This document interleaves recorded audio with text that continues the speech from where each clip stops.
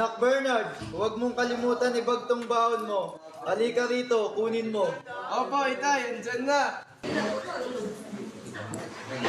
O baon mo, uwi ka ng maaga pagtapos ng klase ha. Opo, itay, salamat po. Alis na po ako.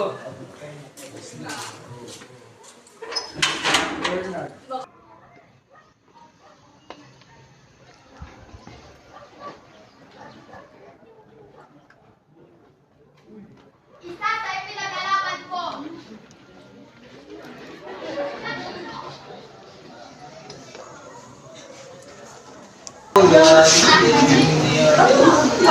Hindi, di ba?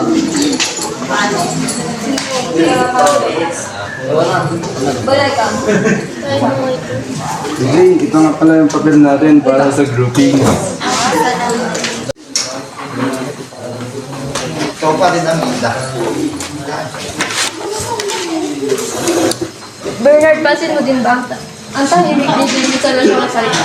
Oo nga eh. Hayaan mo na. Tahimik lang siguro siya. Class, continue your activity at home and pass it tomorrow. You're dismissed.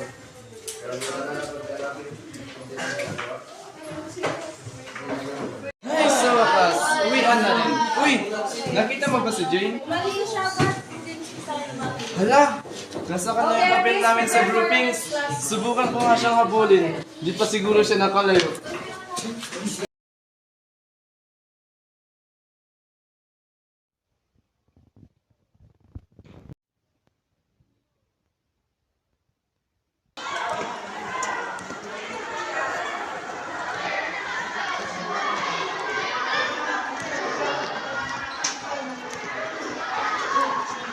Ayun siya!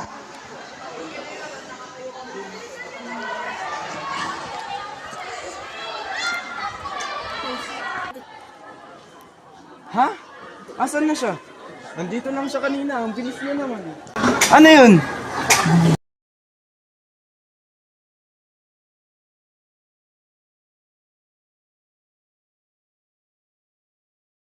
Makinig ka kasi sa amin at hindi ka masasaktan.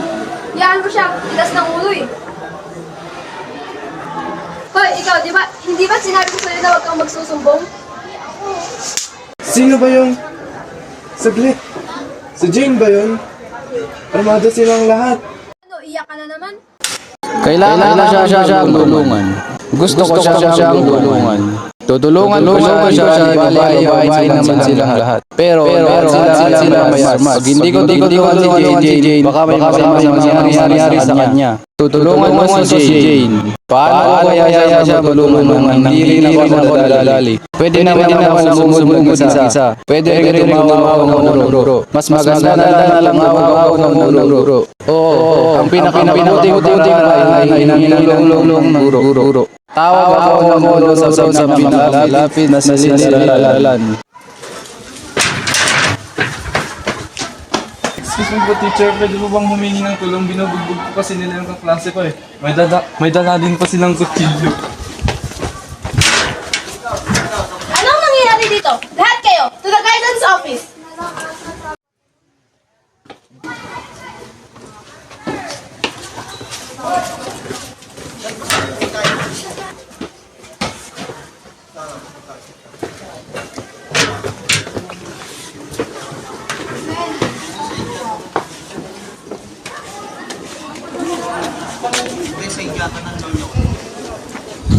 Excuse me, Mr. Delman. Father, I see Mama Rin Miss Jane sa guidance office. I would like you to explain and tell us what happened. Yes po, ma'am.